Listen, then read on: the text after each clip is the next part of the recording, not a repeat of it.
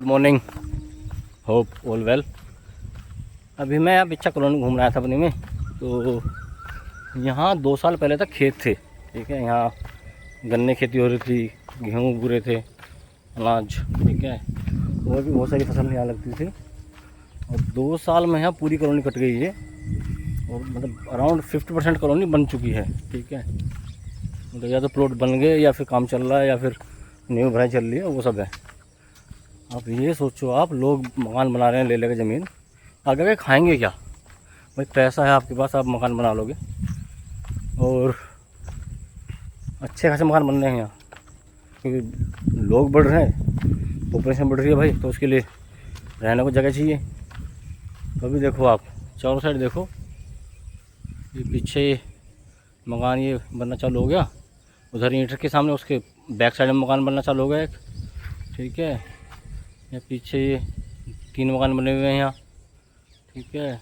ये मकान बना हुआ है, पीछे काम चल रहा है, ठीक है। ये मकान बना हुआ है, ये मकान लोग है। और जहाँ भी देखोगे आप यहाँ सेम हालत है। अब ये सोचो, आप लोग जो है ज़मीन बेच के खेती की उसमें प्लॉटिंग करवा रहे हैं और बड़े खुश हो रहे हैं कि भाई बहुत मोटा पैसा आ रहा है, मज़े आ रहे हैं, ठीक है। क्योंकि अभी तो भाई पैसा आ रहा है खेती वाला, वो जो ज़मीन जा रही है। लेकिन 5 साल बाद, 10 साल बाद या 15-20 साल बाद क्या हाल होगा इनका? अभी जो जेवर में चल रहा है ना, वहाँ जहाँ एयरपोर्ट बना है वो लोग कह रहे हैं भाई पैसा आया था तो वो सब हमने कुछ इन्वेस्ट कर दिया, कुछ वेस्ट कर दिया। अब वहाँ लोग जो है मजदूरी करने को तरस रहे हैं। हम तो वहाँ कुछ ही नहीं काम करने के लिए। आप पढ़े लिखे आप हो नहीं इतने, ज़मीन बिकी थी उससे आपने मज़े करे, अय्याशा काटी, गाड़ियाँ ली बड़ी बड़ी, बंदूकें ली और बहुत सारे शौक करे, ठीक है।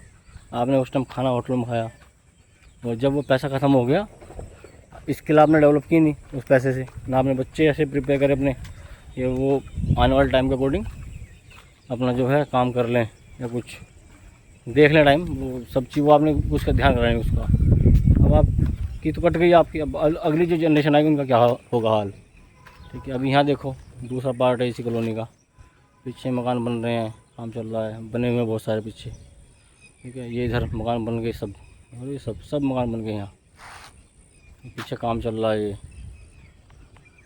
देखो पीछे, मतलब यही हाल है यहाँ भाई सबका।